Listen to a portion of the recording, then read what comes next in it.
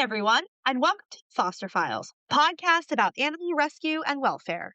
My name is Kelly, and every week I talk about issues surrounding animals in this country and to the people who are passionate about making their lives better. Joining me today is Bette Zirkelbach, the general manager of the Turtle Hospital in Marathon, Florida.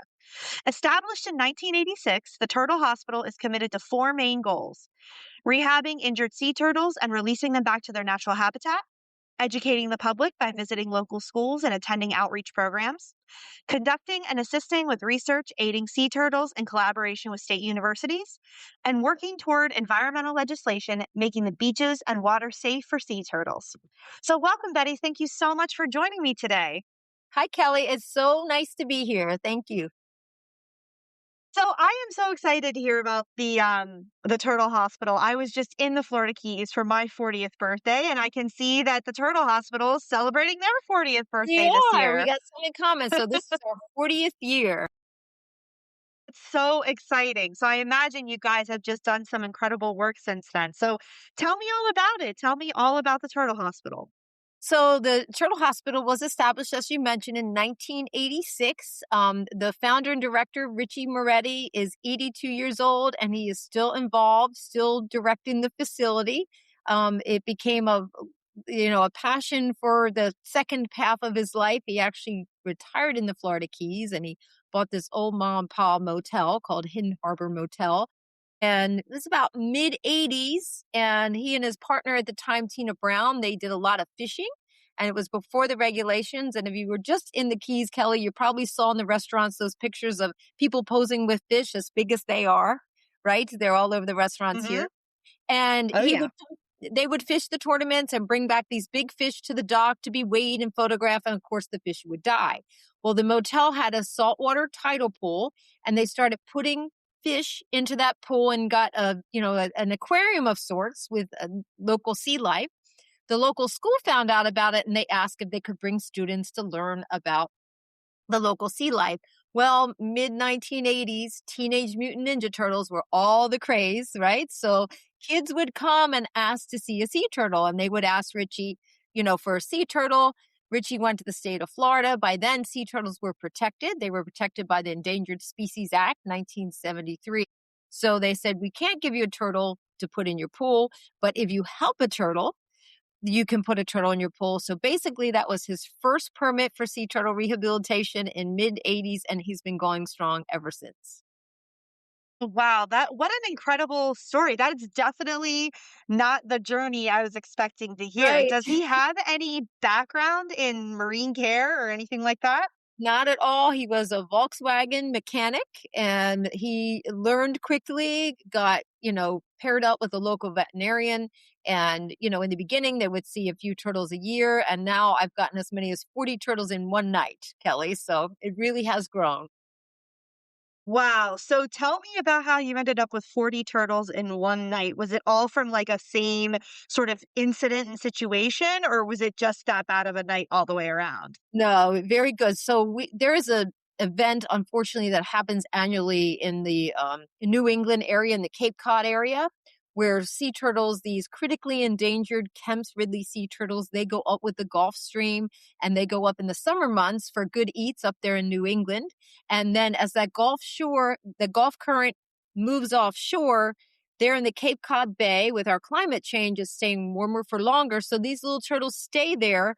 And what happens is then the cold water comes in, the cold weather comes in, and those turtles get trapped by that hook shape of land in Cape Cod. And sea turtles are what we call ectothermal. They are unable to regulate their body temperature, and they take on the temperature of the water or air surrounding them. And anything under 50 degrees can become a mortality event for turtles. So unfortunately, it's an annual event. And when they get a lot of turtles, what they do is transport them to facilities like the Turtle Hospital. And in one night, we got 40 turtles flown in from New England. Wow. So that's an incredible operation that they brought 40 turtles all the way from New England down to Marathon, Florida, down in the Keys. So some of the southernmost parts of Florida.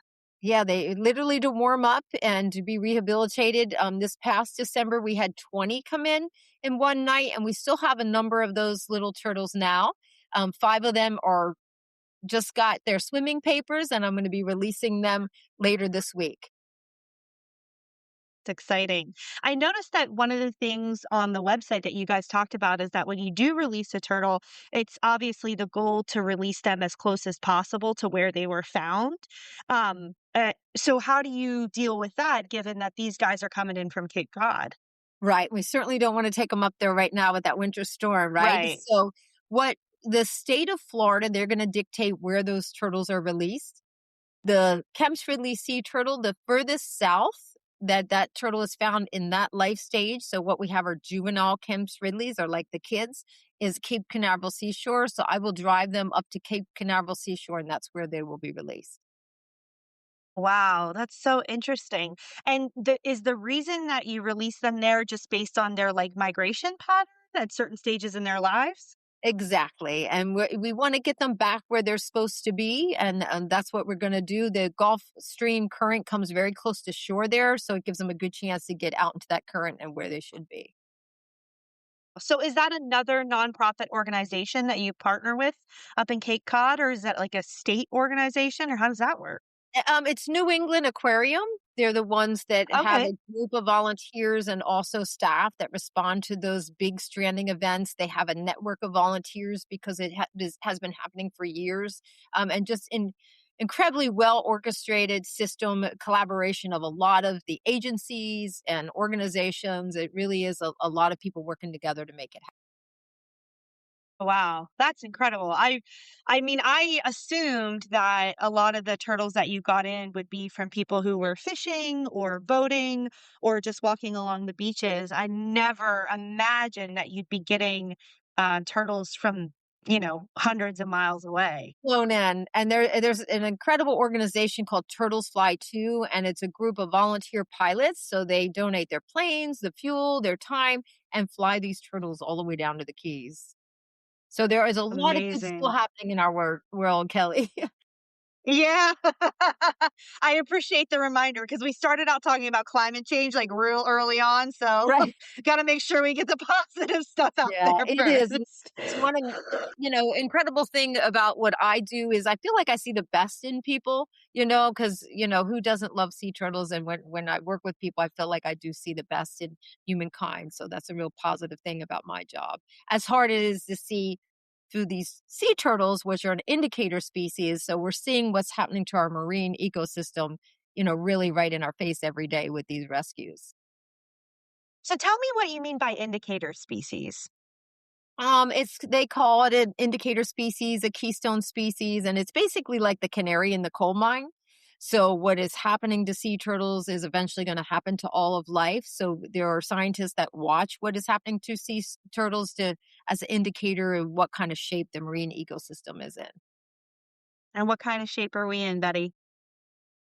It's challenging, Kelly. It's I'm challenging. sure. I love the platform of speaking with you because I feel like the incredible thing compared to when I was a young person, I think the awareness is there now. I feel like a lot of people, we have good communication, we have the internet, we have social media, and people are aware. And I have to believe that our species is intelligent enough to make good decisions for our water systems and for our oceans, that these species like the sea turtles are going to be protected. So the first step is awareness, and I feel like we're there. I love the positive attitude surrounding you about that. That's wonderful. Tell me about what it means to bring in a turtle, assess it, and then rehab it. Like, how long does that process sometimes take? What does that normally look like? Well, I'm going to start with the rescue because, as you mentioned, you pictured fishermen and boaters, and that is exactly what happens in the Florida Keys. We are licensed and regulated by federal and state government. There's very strict regulations on how these animals are handled, and that's because all species of sea turtles in and around the United States and Florida, including the Florida Keys, are protected by that endangered species list, which is a good thing. But it also means we have a lot of paperwork and we're regulated about how we deal with them. We don't have enough staff. We're not out in the water looking for these 6 sea turtles, so we're dependent on the general public. We cover over 200 miles of coastline. That's all of the Florida Keys or Monroe County in Florida, which is a chain of islands. In case anybody doesn't know, it's off of the very southern tip of Florida. And then it's a chain of islands that is actually connected by bridges. It's a beautiful place, a lot of sea life and a lot of sea turtles. But it's the fishermen, the charter boat fishermen, the divers, the boaters, the tourists that come down to the Florida Keys that actually are our eyes on the water. One thing that we are is a great example of ecotourism. We're open every day. That's every day of the year to the general public. And we see right now, we're seeing over 500 people a day coming through our facility. So they get to come in, learn about sea turtles, meet our sea turtle patients. But the thing that has happened organically as I increased educational programs here at the Turtle Hospital over the years, what that has done is educated these same visitors that are coming to the Keys to scuba dive and fish and be out on our water. And now 6 out of 10 of our rescue calls come from people that have been through our educational program at the Turtle Hospital. That's a massive percentage. Isn't it? It's such a win-win for the sea turtles and for the local Right. community. It really is. Well, it's also a testament to what you said about awareness being key because obviously that's going to be part of it. That's a massive part of it. They're aware now of what you guys do. They're probably looking for certain I don't want to say red flags, but certain Oh, yeah. issues that the turtle might be facing that they wouldn't have otherwise thought was a problem. And then they're saying, "Hey, I need to make a call and see what the next step is." Yeah, and they know who to call. So it really is Yeah. working, and then to kinda step you through that process, so if you're in the Florida Keys and you're out on the water and, "Oh my goodness, there's a sea turtle in distress, what do I do? I can't remember Betty's number, I can't remember the number of the turtle hospital stranding." So you can, radio the Coast Guard, they're great partners to us, they're 2 properties down the local station, and we will go out with them, so you can radio the Coast Guard on Channel 16 and they'll get that information to us. We'll either go out with the Coast Guard or we will direct you if it's a smaller turtle and one that we feel like you can handle on how to get that turtle. Because the reality, Kelly, is there are a lot of currents out there. We are, literally a rock in the middle of the ocean. If you leave that turtle and your eyes are off that turtle, odds of us finding again are slim to none. So a lot of what we direct people on the phone is to keep your eyes on the turtle. If you can get the turtle in, otherwise we're going to come out to you. And then we have sea turtle hospital ambulances, if you can believe it. They are ambulances just for sea turtles. And we will respond to that ambulance. We're going to meet you at the dock and we're going to take that turtle and bring it back to our emergency room. So the Turtle Hospital is a fully licensed veterinary hospital just for sea turtles. We were the first in the world and are still the largest rehabilitation facility in the world. We have over 23 hospital tanks, 160,000-gallon tidal pool, and a couple 30,000-gallon tanks. And I have a whole storage container with kiddie pools in case we had a mass stranding event. So it's going to come to that ER and we're going to check it in just like if you went to a human hospital.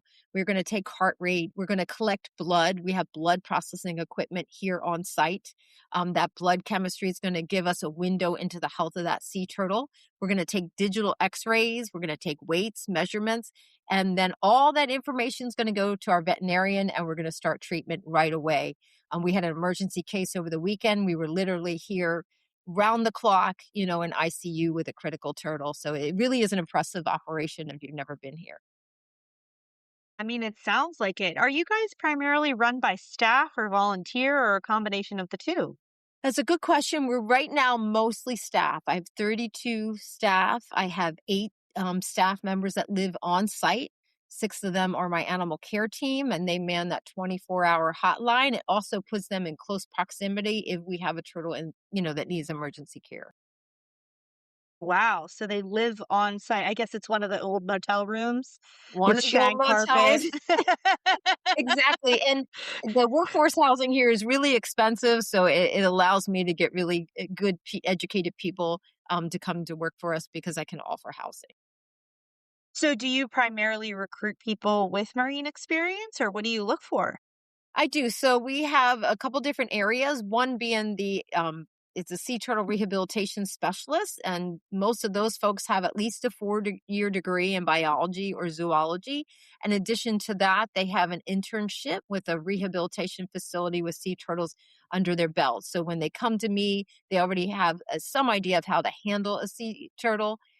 So we have a a staff of 6 rehabilitation specialists, and then I have a lot of educators, a very large educational staff because we do 15 programs a day.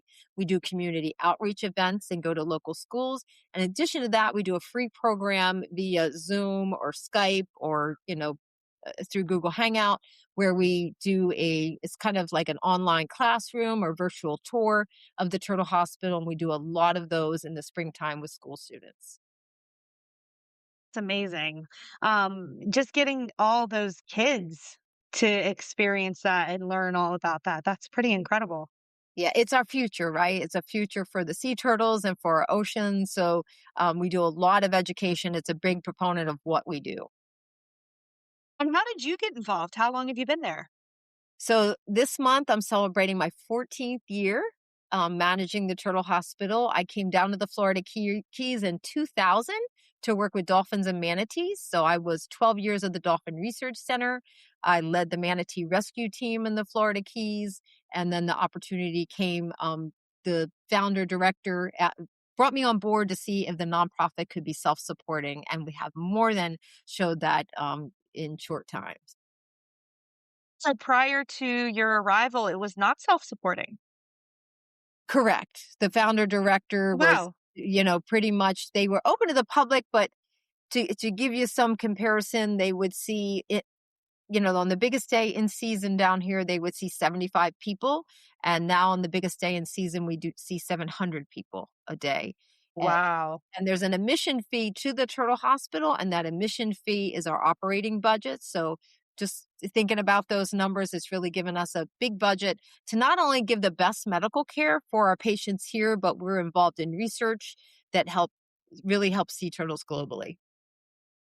It's incredible. That's amazing stuff. I love to Yeah, I'm hear that. proud of where we are for sure. I mean, you have every right to be. That's pretty incredible. So I was curious about what it means to have a sea turtle that is eligible for release and what it means to have one that's not eligible for release. What does that look like for you guys? So to start, our goal with every turtle that comes through our doors is to rehabilitate it to return it to the wild. That is the goal with every Right. turtle. There are a lot of horrible things happening to sea turtles out there. Unfortunately, we can't fix everyone, but we try. If they are releasable, they will be cleared by the veterinarian. And what that means is their blood work looks good. They physically have everything they need to survive in the wild. And then they get their swimming papers, like the 5 little ones that I'll be releasing later this week. They're the best days. Release days are by far the best days. There are a good percentage of the turtles that we are not able to help. Some of them get humanely euthanized if they have severe injuries, or we see a horrific disease called fibropapillomatosis, which causes these tumors to grow in the turtle. If those tumors internalize, we currently have no treatment for it. So those turtles are humanely euthanized, unfortunately. So that is a case that they would not survive.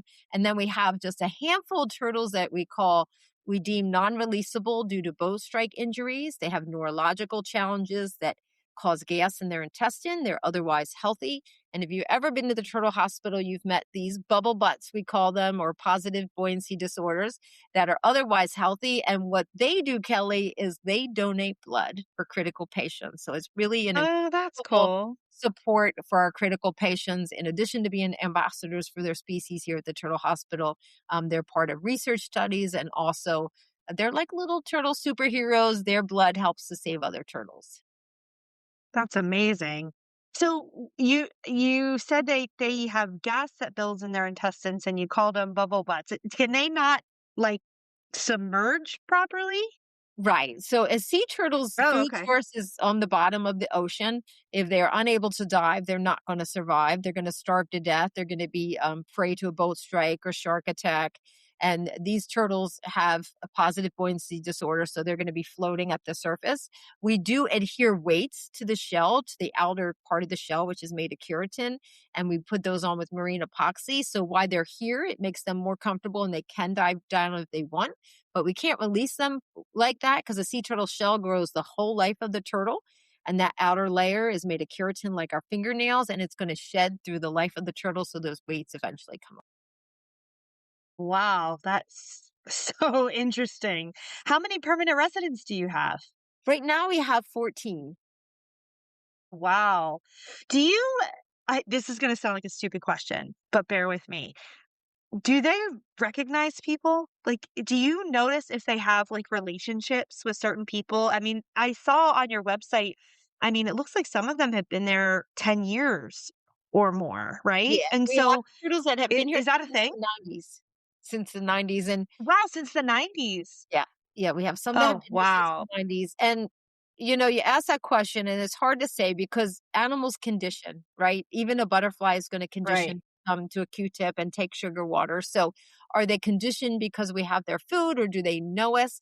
It's hard to say, but I have transported turtles. Some of our non-releasables get adopted out to aquariums around the world to help teach people about sea turtles, and I've flown Yeah. turtles to Las Vegas and to San Diego and, to Ohio, to Chicago, and I took one specific turtle I can remember out to San Diego, and it went into a big tank that had a window, and were having a big event, to welcome the turtle and a lot of people, and I'm not kidding you, Kelly, that turtle was put in the water, and she came right over to the window to me, like, and so I thought, "Hmm, maybe they do No.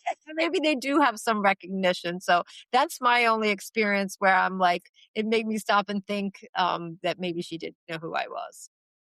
Don't lie to me. You cried a little bit that day. Oh, I'm so emotional, Kelly. It doesn't get that doesn't go away. Every Yeah, time we yeah, release a turtle, yeah. Pretty sure if I saw a turtle that I thought recognized me, I would just, like, fully weep. There would be no full on, stopping it at right? that point. I'd be Yeah. like, "This thing knows No. what I am." Yeah. It's That's just it's amazing. yeah. I love the idea that, these permanent resident turtles are giving a second life to help support the species in different ways with Yeah. through blood transfusions, through education at different aquariums. How would that work? Do the aquariums like say reach out to you and say, "Hey, like we have a need," or whatever, can you supply one? How does that normally work? Yeah, so it could happen a couple different ways, but how it happens most of the time is the state has a list of non-releasable turtles. So if there's an aquarium or zoo that is looking for a resident, they'll go to the state of Florida and then put them in contact with us. And that's generally how it works. It's cool. What a cool thing to learn. I really had no idea the countrywide reach that the turtle hospital has. I mean, I assumed it was pretty well localized to the 200 miles of coastline that you guys monitor. That's really incredible. So we actually have an amazing global reach now with social media. That's one thing that I've done. I do the PR and I have built the audience, trying to reach out to the younger demographic and really um, to help people learn about sea turtles. I really believe that every time somebody sees a sea turtle, it helps them to fall in love with them and care about them, and it helps the species. We have over 800,000 followers on Facebook now. We have over 800,000 followers on TikTok, and we just tipped 200,000 followers on Instagram. So I encourage people to follow us. I do live feeds from the turtle tanks a couple times a week. So if people fall in love with the patient, they kind of get updates. It's not always a happy ending, though. I will tell you that. But the ones that are, we do live on the beach. We do the releases. So Thursday, I'll be doing a live feed from the beach on social media as well. Just incredible. And because of that reach, all different countries. I had one live feed, and it's hard to even conceive this, but I had a live feed on TikTok that had 54,000 live viewers from 12 countries. That's amazing. There were countries I had never even heard of, but it really is overwhelming the reach. And for that reason, I get calls from all over the world. Right now, I'm helping the sea turtle in Haiti.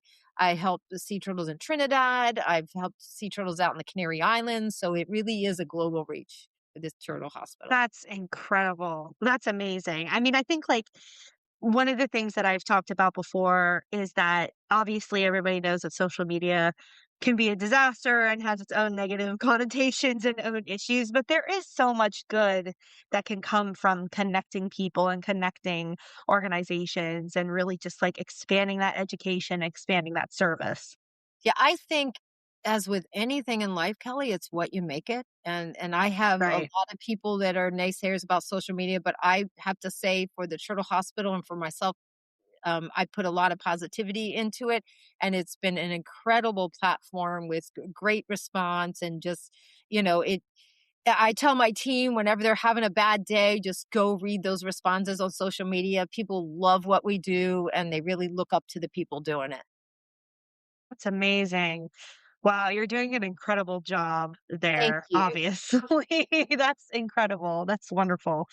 Um, I forget what I was gonna ask. Gosh, I had it right at the tip of my tongue.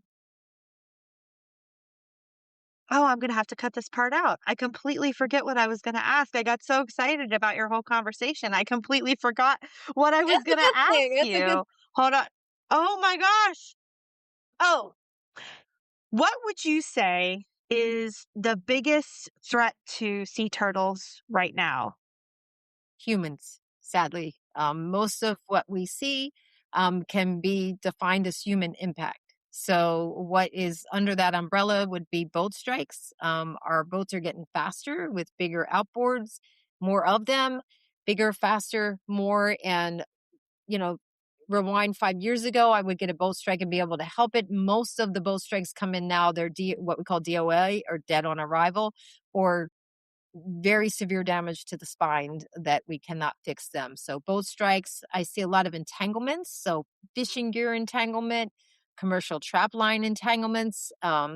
They are worsening. I used to get maybe 2 or 3 a year, and this year I had 8 entanglements in 8 weeks, which is frightening. Wow. And entanglements can result in the turtle drowning. The worst case is drowning. The next worst case is you have turtles that have been in our ocean for decades and they get entanglement and we have to amputate a flipper, which leaves, you can imagine, a severe handicap for the animal. We see Right. ingestion, plastic ingestion, fishing gear ingestion. And then that horrific disease called fibropapillomatosis is only found in and around developed islands, which pretty much tells you everything you need to know. It has to do with the water quality, and what is running off is one of the factors affecting that disease. So that's most of what we see. We get a handful of shark attacks, which is a natural predator attack. We have Mm, people say, why do you intervene if you get those? Well, we're mitigating for all the turtles that are affected by human impact. right. What for anybody that's listening who might feel like some of the issues that you just described are too big for them to impact on their own. Like, I don't have any impact on what commercial fishermen do. I live in Pittsburgh. I don't have any impact on I'm not buying a fast boat and coming down there. I mean, we rented one, but he was a pretty responsible guy. He knew what he was doing. Um, but how do one individual like me, how would I help with the sea turtle issue going on right now? So one thing is how you live your daily life. Single use plastics. What are you spraying on your lawn? What is that doing to our water systems? Everything ends up in the ocean. So there are two things in your everyday life you can really look at, and reduce, reuse, recycle. I think recycling is a bit of a myth. So all that plastic is still going somewhere. And again, what we put on our lawns, it definitely affects our water systems all around the world and gets to our oceans. The most important thing anyone could do for sea turtles is, again, to fall in love with sea turtles. And that's what I tell people, because what we do with things we love is we protect them. And if we want to protect sea turtles, we want to protect our oceans and protect our planet. And I really think it is as basic as that. When people care and people see the great length we go to save a sea turtle, all these modern medical techniques that we use, and it makes them want to care. I believe that as humans, we innately want to care about something. And when they see us taking great lengths, it gives them something to care about. What is something that you wish people knew? Like when you meet somebody for the first time and you say you're the general manager of the turtle hospital and or you're, talking to somebody and they say, "Well, I don't know anything about sea turtles," or "I don't know anything about this or anything about that." What is like your like go-to thing of like what is something you wish more people knew? I think one of the most important basic things is that sea turtles are protectives. So it's illegal to touch a sea turtle. A lot of people don't know Mhm. So they are Right. protected by federal and state laws, and you can't touch a sea turtle. If you're found with a sea turtle or even a part of a sea turtle, it's a felony. And we have had cases that I've been part of. So that's probably the most important law type thing. But I think the most important thing is it's hard to describe, but the thing I love most about my job is just when people learn what we do and see what we do, it changes the way they see their world.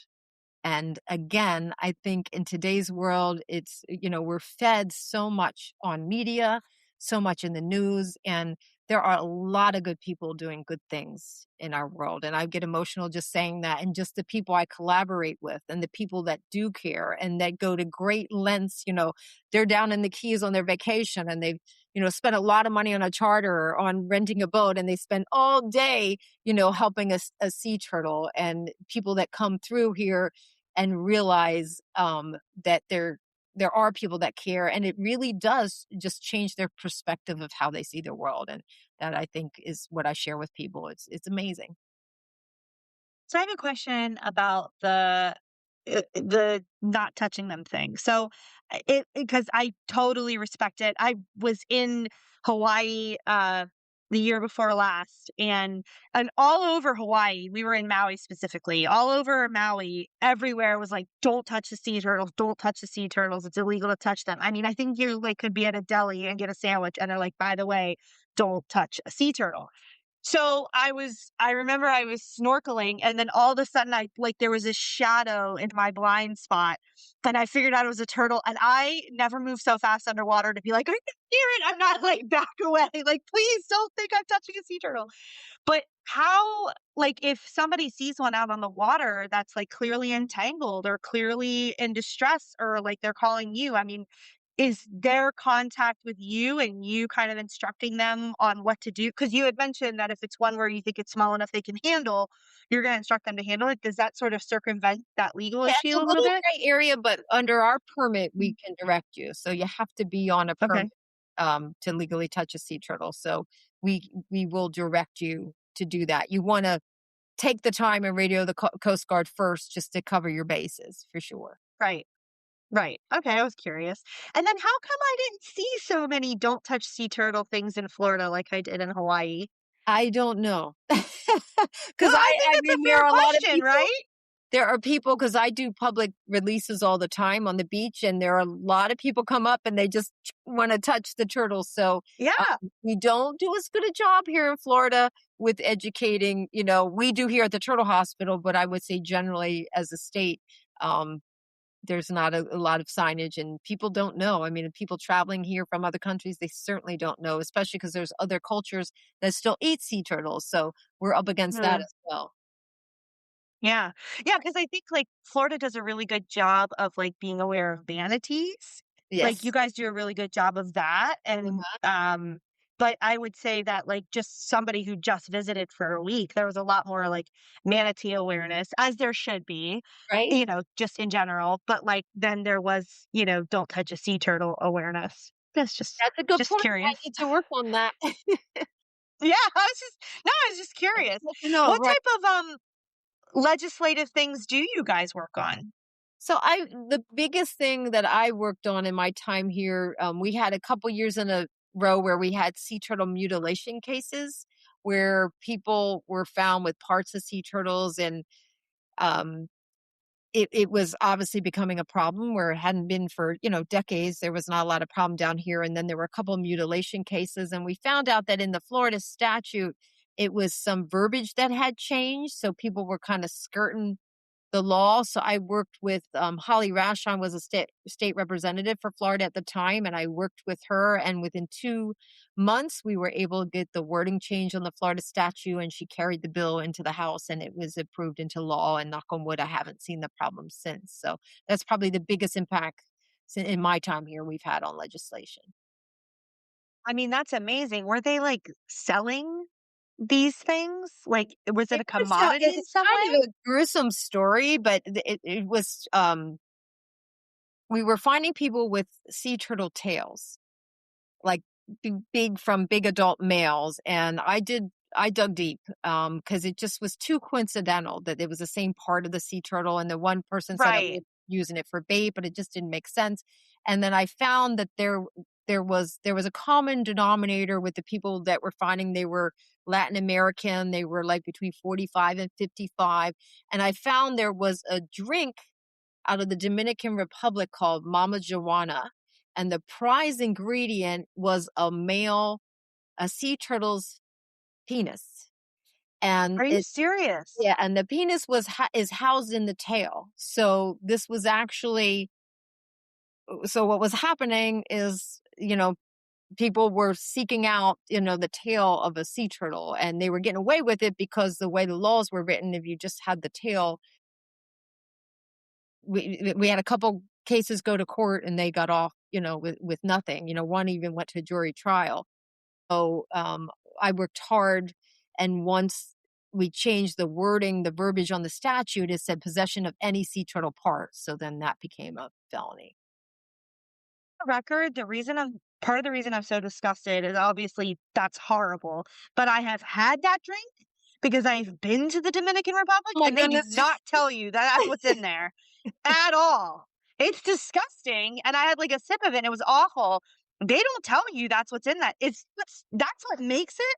Wow. Oh, Well, I'm gonna for throw for up. male like potency, it's like a prize ingredient in that drink. But when I found that, I'm like, well, now it's all making sense, and it was just, it was, a lot of investigative work, but it's certainly that was a challenge. It's crazy. The things that people will come up with Right. for like just to make these things up.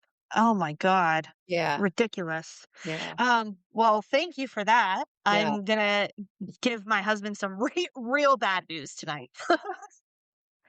Like, hey, remember that horrible Mama Joanna drink we had? Oh Guess my why it's goodness. even more Wow, you're the horrible first than you person I thought. ever met that had that drink. So that's interesting. Yeah, it was like a touristy thing. Like it was Wow. a thing. It's like a thing in the Dominican where it's like a round and it's like and it kind of sounds funny because it sounds like marijuana, but Right. it's Right. not. Right. It's you know what I mean? Like it's Yeah. kind of a joke, like a little jokey. Yeah. And then they sell it in like gift shops the way that you can get try like taffy at the boardwalk. Wow. Yeah. So yeah, that's pretty awful. Pretty awful. But thank you. This is why we need education. It's why Education. we need Right. to ask questions. Right. It's why we need to know what the heck is going on around us. Because that's really terrible. And if Yeah. somebody's going to the Dominican Republic next week, now they know to not try that. Don't try that. Oh, well, I'm glad that was a really long time ago. Because if it was recently, I'd be even a little bit more flipped out.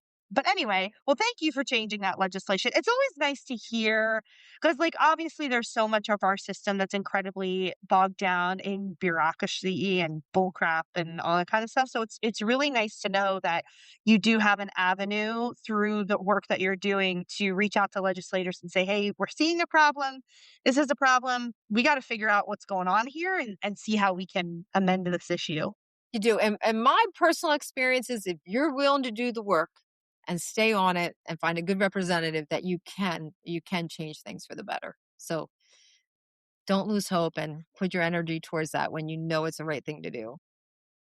Well, that's honestly part of the reason that I started this is to learn more about what we can do for animal welfare in general, just in this country altogether. Yeah. So, I will be making sure to link your incredibly popular Facebook page, incredibly popular TikTok, and getting more incredibly popular Instagram And it's in the slow show crawl. notes. Yeah, yeah, girl, tell me about it. In the show notes, make sure people can find you. But how else can people support the Turtle Hospital and connect with the Turtle Hospital? So the Turtle Hospital is nonprofit. It's 501(c)(3). What that means that all the proceeds go to the turtle care. It's a true black and white nonprofit, which makes me feel good coming to work every day.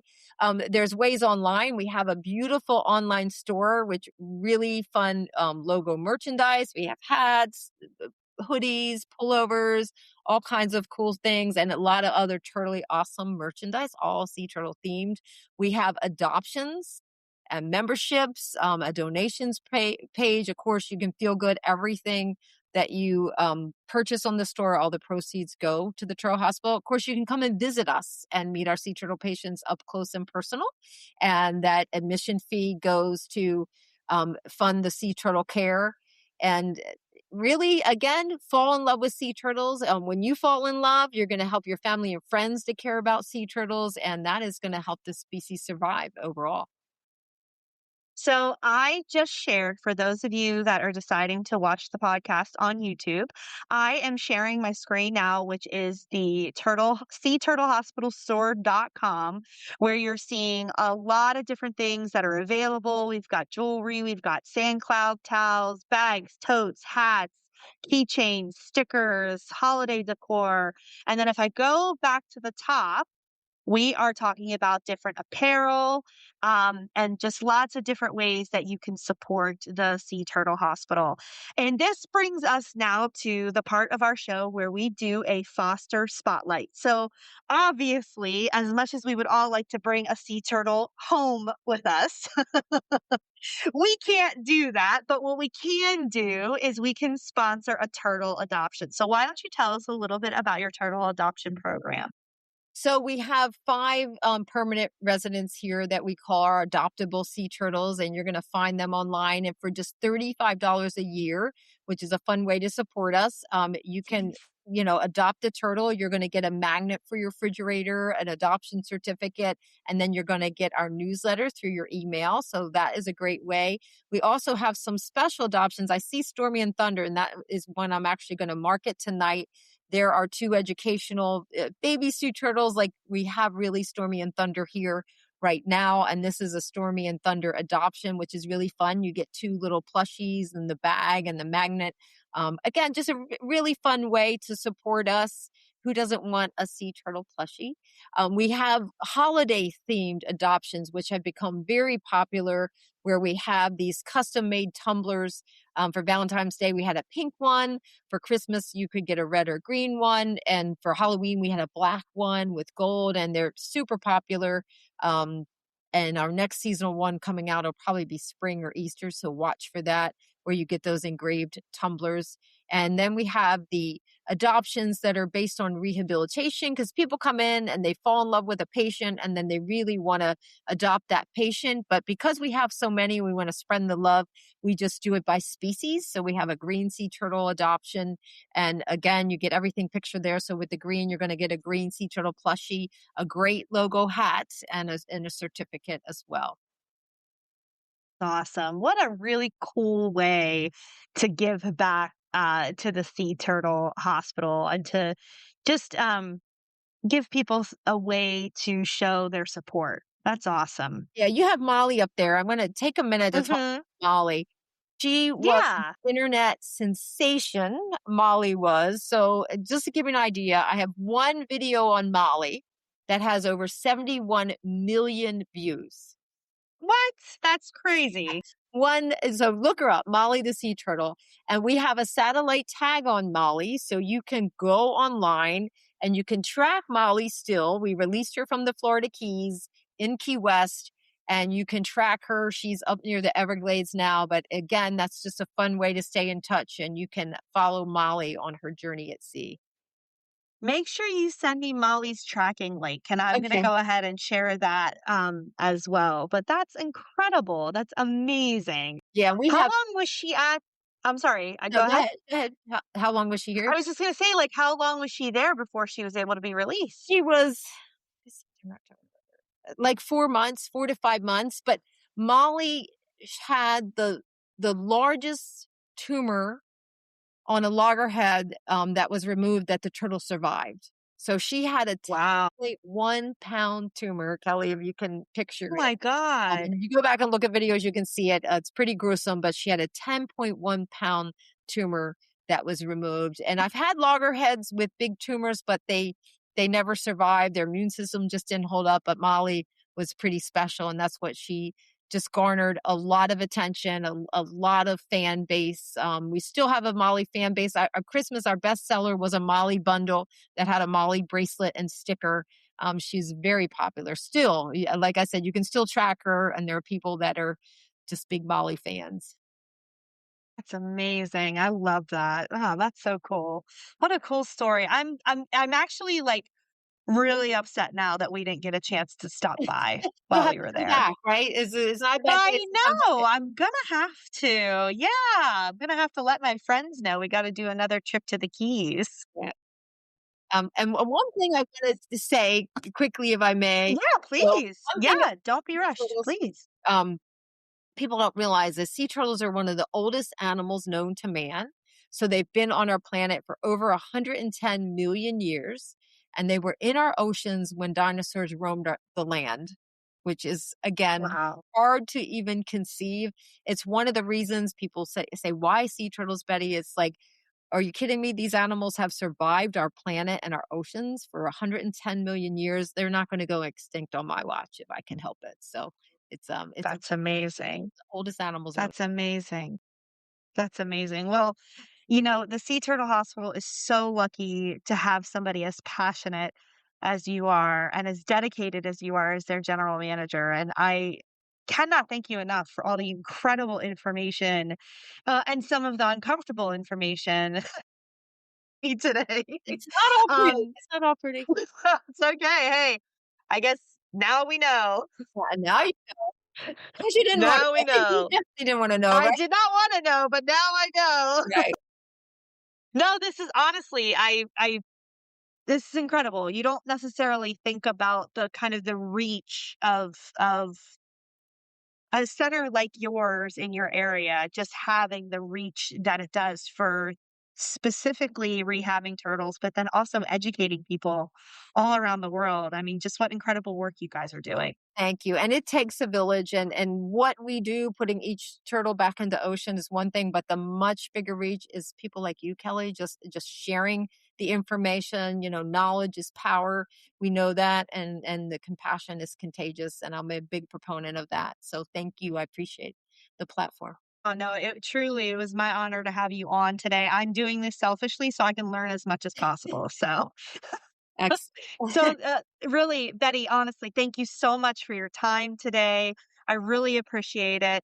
On everyone who is listening, I'm going to share all the links and all the information that Betty and I talked about today in the show notes. You'll be able to find them on social media through my page and the posts that I will put up if that's something that you are interested in. You can also find their website directly at I think it's the turtlehospital.org, right? Yep. Turtlehospital.org, not just Turtlehospital.org. turtlehospital.org. Yep. And then if you're visiting the Keys, make sure that you stop in and see the turtles and see Betty and really enjoy yourself. And just as a reminder, you can follow the podcast on the Instagram at the Foster Files Podcast. You can email me if there's somebody like Betty that I should be talking to. You can email me at the fosterfilespodcast at gmail. But honestly, thank you so much for your time today. And thank you for all the incredible work that you're doing. Thank you, Kelly. And thank you for caring about our critters, and have a truly awesome Yeah. day. Thanks. And everybody remember, be kind to yourself and be kind to animals.